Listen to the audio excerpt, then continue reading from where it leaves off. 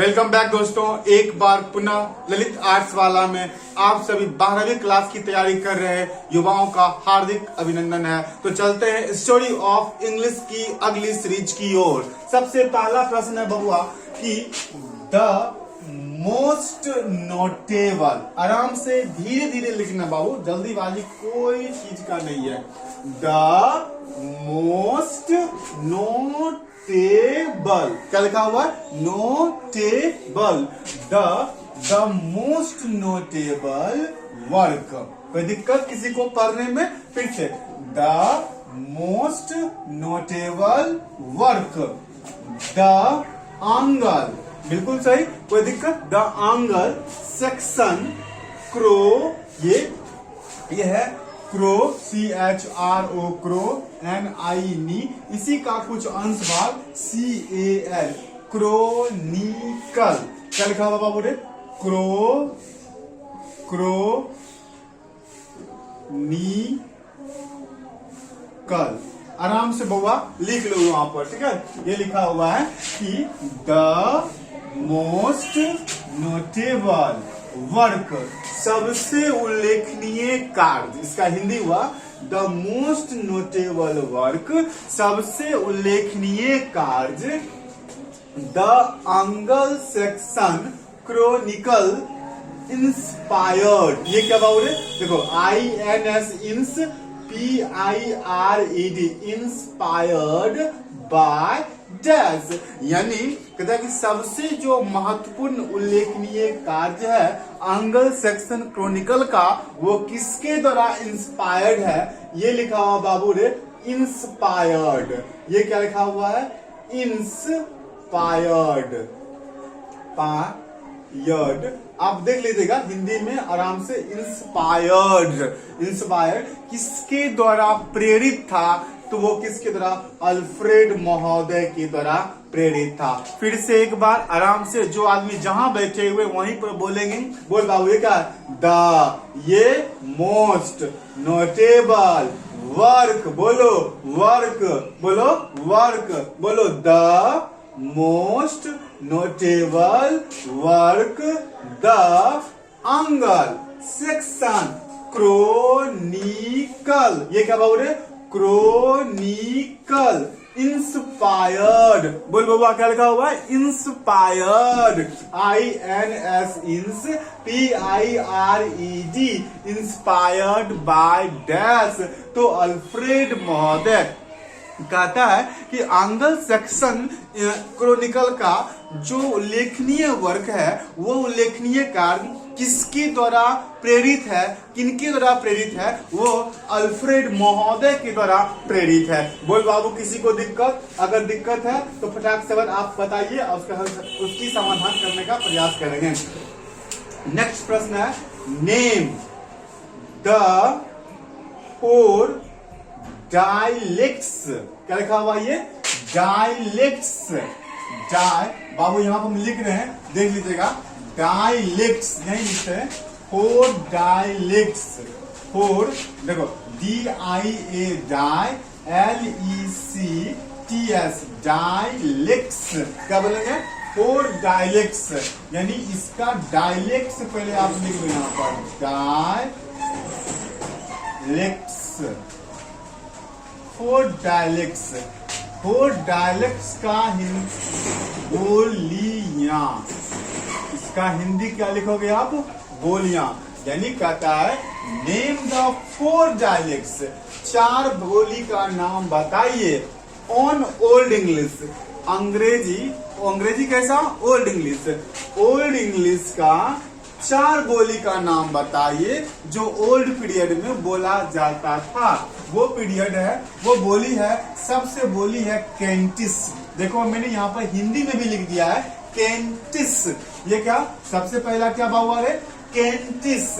दूसरा है, देखो NOR, नॉर, THUM, थम, ब्रियन, नॉर्थम्ब्रियन। क्या बोलेंगे?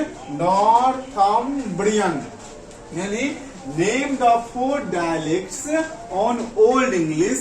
ओल्ड इंग्लिश की 4 बोलियों में से पहला बोली कैंटिस, दूसरा नॉर्थम्ब्रियन, तीसरा मर्सियन, तीसरा क्या बोले MER मर CICAN मर्सियन, जिसे नहीं होगा बाबू यहाँ पर मैंने हिंदी में लिख दिया मर्सियन।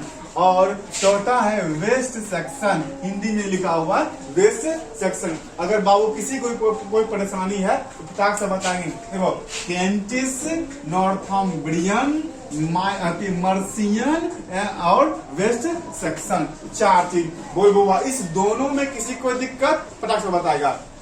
फिर से दोनों, the most notable work, the Anglo-Saxon Chronicle inspired by Alfred, name the 4 dialects on Old English। Old अंग्रेजी का 4 भाषाओं का नाम बताइए। तो पहला कैंटिस, दूसरा नॉर्थम्ब्रियन, तीसरा मर्सियन, चौथा वेस्ट सेक्शन। अब चलते हैं कि वी कैन, यही प्रश्न का इसमें साझा किया गया है। प्रश्न पूछने अच्छा एक और चीज, ये दो नंबर क्वेश्चन नंबर दूसरा का जो प्रश्न है, ये प्रश्न आएगा आपको कि बताइए, जैसे होता है कि इसमें 2 नंबर के प्रश्नों में भी आ जाते हैं प्रश्न कि नेम द 4 डायलेक्ट्स, 4 भाषा बोलने वाले का नाम बताइए, 4 भाषा का नाम बताइए ओल्ड इंग्लिश का। तो ये भी, और कभी कभार इसमें भी आएगा कि बताइए ओल्ड इंग्लिश में से कौन सी भाषा बोली जाती थी। तो इसमें से कोई एक भाषा आपको ऑप्शन में रहेगा।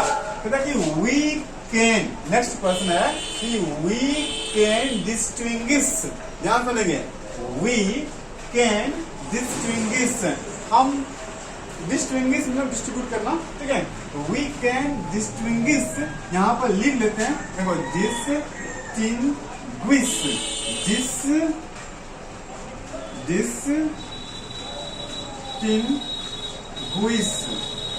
Distinguish dash dialects. अभी आपको मैंने तुरंत बताया है डायलेक्ट्स का मतलब क्या होता है, बोलियां इन ओल्ड इंग्लिश।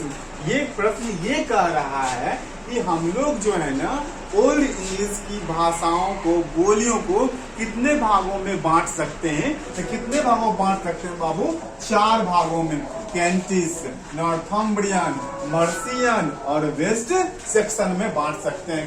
ये बात आपको समझ में आया नहीं आया। प्रश्न 2 क्वेश्चन नंबर 2 का ही संबंध किससे है, तीसरा से। इसमें कहा गया कि वी कैन डिस्टिंग्विश, हम बांट सकते हैं 4 dialects in old English. Old English को 4 डायलेक्ट्स में, 4 बोलियों में हम क्या कर सकते हैं, बांट सकते हैं। वो 4 बोली कैंटिस है, नॉर्थम्ब्रियन है, मर्सियन है और क्या है, वेस्ट सेक्शन है। अब कहते हैं चौथा नंबर क्वेश्चन कहता है कि चौसर, मैंने कल भी बताया था, चौसर गोवर क्या हुआ, आदमी का नाम है, ये कवि है, इतिहासकार कवि है, लेखक है। चौसर गोवर, मैंने हिंदी पर भी लिख दिया यहाँ पर, गोवर लॉन्गलैंड, ये भी एक कवि है। एंड विकिल्फ, देखो विकिल्फ आदमी का नाम है, ये भी एक लेखक है। तो चौसर, गोवर, लैंगलैंड और Wycliffe belong to the dash period. ये प्रश्न ये कह रहा है मेरे भाई, कहता है कि चौसर, मैंने कल बताया था कि चौसर किस युग के कवि हैं, तो मिडिल इंग्लिश के हैं। गोवर किसके हैं, तो मिडिल इंग्लिश के हैं।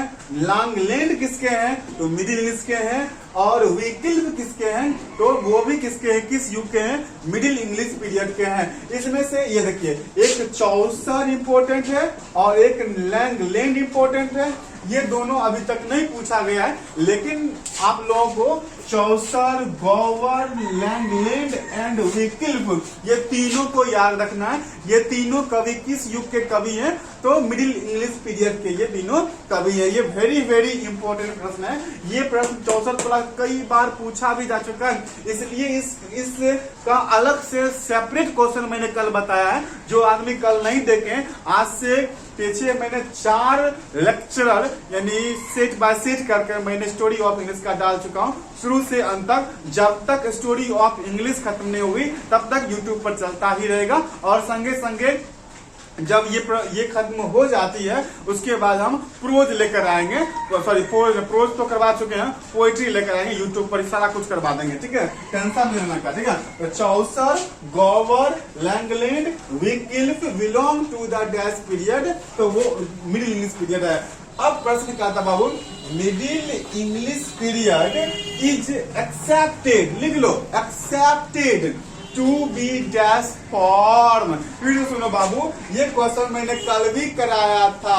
कल मैंने एक ग्राफ बनाकर बनाया था, ओल्ड इंग्लिश का टाइम पीरियड, मिडिल इंग्लिश का टाइम पीरियड और मॉडर्न इंग्लिश का टाइम पीरियड मैंने बखूबी बताया था। उसी प्रश्नों में से एक प्रश्न अंश लिया गया है, कहता कि मिडिल इंग्लिश पीरियड यानी मध्यकाल का जो समय है अंग्रेजी का, इज एक्सेप्टेड, उसको स्वीकार किया गया है टू बी डैश फॉर्म 1152 1500 यानी 1150 से लेकर कहां तक बाबू? 1500 ईस्वी तक में। ये ईस्वी बोल सकते हैं, 80 का मतलब ईस्वी होता है। आप बहुत कंफ्यूज मत होइएगा, ठीक है। तो क्या आपको पढ़ने के लिए आया? कमेंट आप करके बताइए कैसा लगा। एक बार फिर से सरसरी निगाहों में फटाफट द मोस्ट बोलो, the most notable work the angle section Chronicle inspired by Alfred, name the 4 dialects on Old English, Kentish, Northumbrian, Mercian, West section. We can distinguish dash dialects in Old English. तो 4 Chaucer, Gower, Langland and Wycliffe belong to the dash period, Middle English. Middle English period is accepted to be formed dash 1152 1500। तो चलते हैं, आज भर इतना ही, फिर मिलेंगे अगले एपिसोड में। जय हिंद, जय भारत।